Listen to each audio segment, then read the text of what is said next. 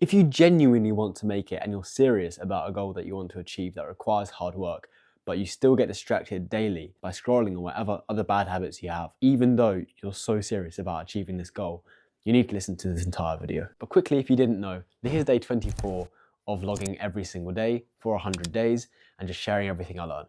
When I started working out about 7 years ago, every single workout that I had to do, waking up in the morning, I absolutely hated it. Like there was nothing that could make me enjoy those workouts. And that is the hardest part of starting something. But then for me, after a few months, you start to feel like you can't skip those workouts anymore because you actually feel worse for not doing them. And you realize how much better you feel when you do work out every day. And then the final stage is when you've reached your final form. You've achieved the goal that you want to achieve, but you still continue with the habit because it's so ingrained in you and because you actually enjoy doing it. I know that I've struggled with what I mentioned at the beginning of this video, when you genuinely want something, but you get distracted easily at the same time.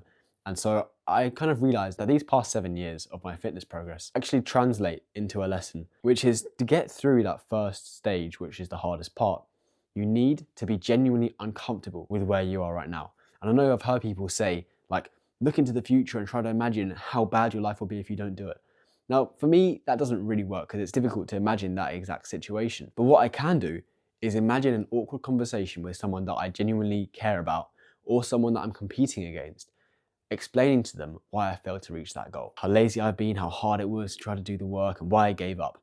Now, imagine that conversation, imagine that awkwardness and that feeling of failure.